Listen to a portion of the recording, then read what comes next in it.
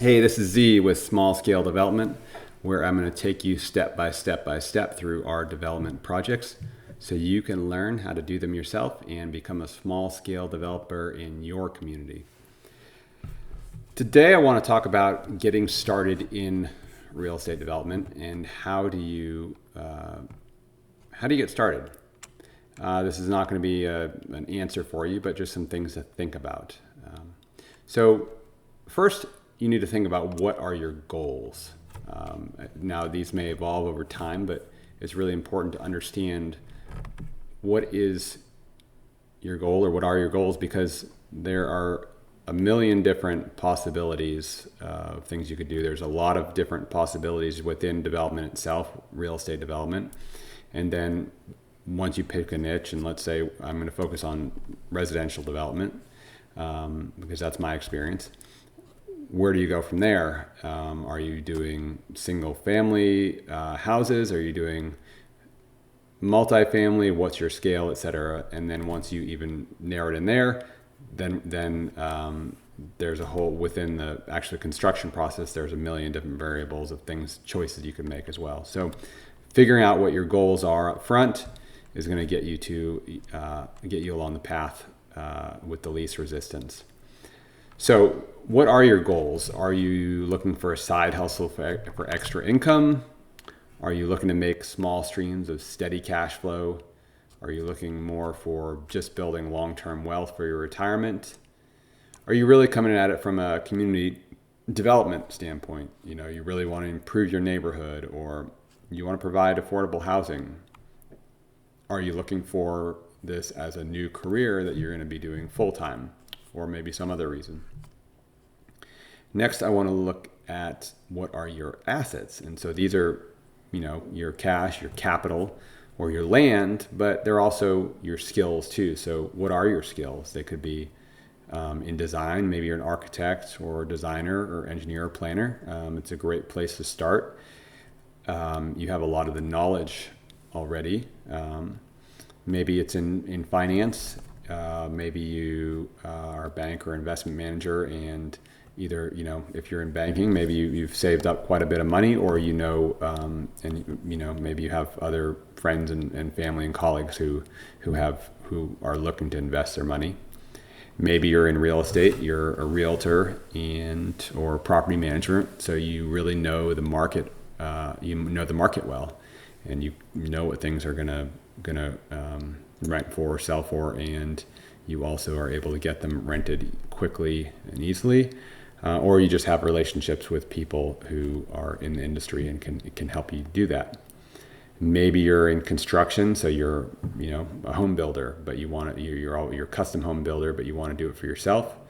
You don't want to work custom homes anymore. You're looking to transition to just building your own projects. Maybe you're a handy woman or man, and you really have been doing little projects for years on the side, or maybe that's your gig. Maybe you're a subcontractor trade. You are own a plumbing company, or maybe you are just working at you're employed at a plumbing company, but you actually have been on lots and lots of jobs and understand the process. Maybe it's just you got pure hustle, and maybe you're a small business owner, or you just have a strong entrepreneurial spirit. Maybe you're in project management, and you have a lot of experience working with people or running projects, things like that. So all of these are skills that are useful in development. Development is really like being a coach or a quarterback, someone who brings all of these people together and ideas together and helps move them forward. So you're generally not doing all these things yourself. It's really a team effort, but this more to an extent, you're going to be doing more or less depending on your interests, your capabilities. Next, with regard to assets, what does your capital look like? What's current capital you can put towards a project? Maybe it's just money in a savings account that's just sitting there, or a retirement account. And what's money that you can afford to invest that is not going to make you go broke or hungry if it either you lose it or it doesn't come back for 5 years because you're invested it. What is the estimated amount of capital you could raise from friends and families and fools? So what often happens, you may have friends and family who see this as a risky venture, your new thing, and so they may be not willing to invest, or maybe they're willing to invest a small amount, but as you become more and more successful, they may be willing to invest more or let their friends know. And then what is your current loan capacity? Now, maybe you have a nice, well-paying job. Maybe you are, feeling frustrated with it, but you still have a nice job, and so you have a lot of disposable income that allows you to do a project and get your feet wet. Next, what is your personality type? Are you a transactional person, or are you like more of a long-term thinker? This will help you shape what kind of projects you like to do, and are you slower moving, or are you fast forward? You're going to just go with something and run with it. What is your personality type? This may affect what type of building you do. If you're doing something that you're going to hold on to a long time and rent out, or maybe it's something that you just like to, you just want to get in there, build something, sell it, and move on. There's no right or wrong answer, but kind of understanding what your personality type and mixing it with your assets and your goals is going to be important to narrow down the focus. Really, what in development you've got to, the quicker you can narrow the focus, the more easily it's going to be to move forward. And again, do you like working alone, or you love being a part of a team, or you really have to be the leader on the team? What is your personality type there? And that will help you shape what sort of scale you want to be at, because the smaller scale, you can do a lot of stuff on your own, but really, if you want to do larger things, it's really a team effort. And so understanding where those are, and you don't necessarily need to know exactly what it is, and this development is an evolving process. So just having a feel for what it is that that drives you. Then thinking about, what are your biggest hurdles? What do you not have? What is your biggest thing? A lot of you will probably say it's capital, my guess is, but also just where to start, and understanding what that is, and finding out what it is that you're uncomfortable with, and how do you overcome that obstacle.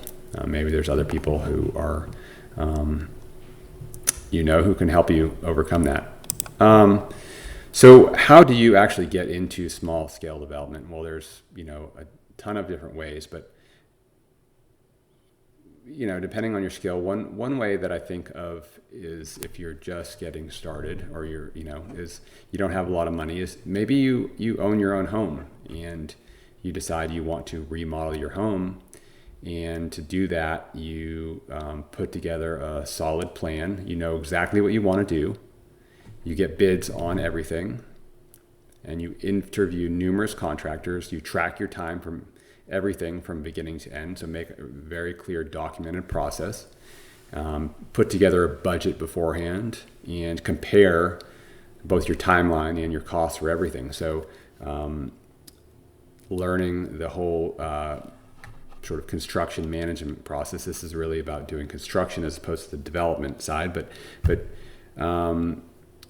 seeing whether you like it, see what you learn, and the more you can document all this and see who you like working with, and what worked, what didn't, the better you're going to have for your first bigger project that's more of a development. But this is a great way. It might also, if you have a spouse, who may be wondering what you're doing. This may be a great way if you have some extra money and it's going to make your home life better, and a nice way to start. Another way is a house hack. So maybe you have a house and you add an ADU and an accessory dwelling unit, or a room for rent. Maybe you don't even add one. Maybe you've got a 3-bedroom house and you rent out a bedroom, and this is your foray into dealing with tenants. You can, if you build an ADU in your backyard, you can learn how to manage a small construction project and manage an on-site rental. And maybe it's just renting out your room, and you learn a little bit of dealing with people. How do you actually, how do you market it? Things like that. Another is maybe you don't feel comfortable yet developing something or building, but you buy a rental house, you buy a duplex or fourplex, you buy what you're able to do, and then you learn how to lease and manage property, deal with small repairs. So you'll have a plumbing problem and you call around and get a bunch of plumbers to come over and see who responds quickly, see who you like working with, who's cost effective. Maybe there's some repairs that need to be done, some electric repairs or just painting, things like that, and get to know some of the people who can help you move forward, and then start tracking what you can. Track all the expenses, cash flows. Track this monthly, so you really get a feel for what this may be like. You can buy a fixer-upper and manage the construction process. And so how would you do this? Well, you first would find several of the most experienced realtors and interview them. So you're going to want to interview with buyers agents and listing agents, so you can understand what's the market for houses, for what are they going for, what can you expect. So you really have this due diligence, and then you have a trusted partner who is really knowledgeable about the market, and they will also probably know contractors, subcontractors who are quality and reliable. They'll have a network that you can tap into, and track your budget and your timeline, and know who your target market is, if it's a buyer or a tenant, and how you will make design decisions based on their interests. So not just on what you like, but let's say you are married with 3 kids and you're renovating a 2-bedroom house. You're not going to base it on what you like. You might base it on the person who's going to be buying a 2-bedroom house or renting a 2-bedroom house. Alternatively, if you're a young single person and you're looking at something with 4 bedrooms, that's maybe more likely for a family. So you need to think about who your audience is. Next might be building a house or a duplex, and you're going to figure out the market, and you're going to need to get recommendations for builders and property managers, and you're going to connect with several property managers and get their input on rental rates, vacancy rates, typical monthly repairs, and capital expenses. These are all things that you're going to need to know, so you can put them into your pro forma. Then connect with several builders building things that are similar to what you want to build. So finding out who are the people who are building what it is that you want to build, and what are they doing, who are they using, who are the developers doing this, which are the investors, and then who are the builders, who could be the same, or maybe they're contractors. Who do you want to work with when you're ready to do your project? Then you can also then start getting references from the builders and realtors you're working with to see who the best lenders are for working with for new construction. Some lenders are better with home loans, some are better for construction, some are work on farms, and some do small business. So figure out who the best lenders are, who understand small scale development, and figure out what those metrics are that you need to hit. What's your debt coverage ratio, what's your loan to value, loan to cost ratios, and then terms. Are you looking, what are your rates and terms that they're going to require, or that they're going to give you. So another thing is your first project should be something that is straightforward, so not something particularly new or unique. Now, some of you are getting into it because you want to build something really crazy, and that is great.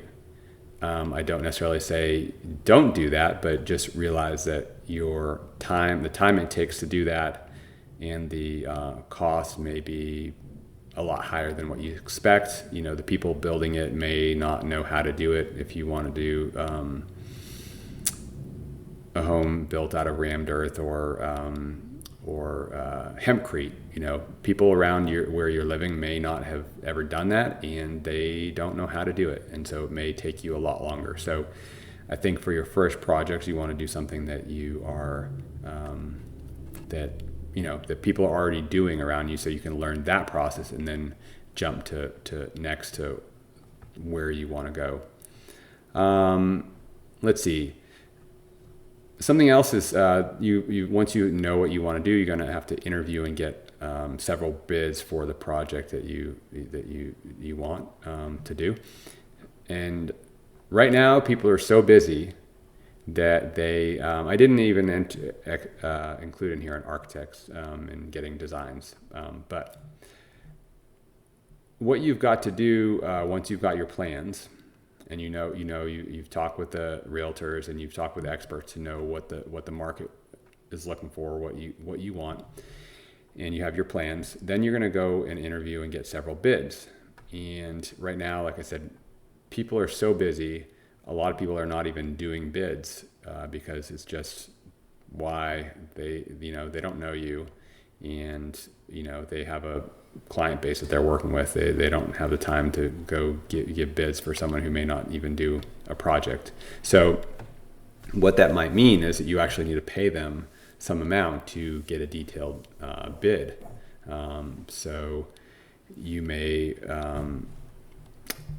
I don't know what the number is. You have to see what your market, what people are willing to do, but you may need to offer them to give you a bid. And really, bids vary so much based on what you're actually doing. So someone may say, well, it costs $150 a square foot to build something. Well, it really varies on the size. Now, that's a good starting point, but it really varies so much on the size of what you're building, the fixtures, finishes, how much footing there are, the size of the kitchen, things like that. So it really varies. The expense of the number of windows, all these things really that can make a huge difference. So once you have a clear idea of what it is that you want to build, then start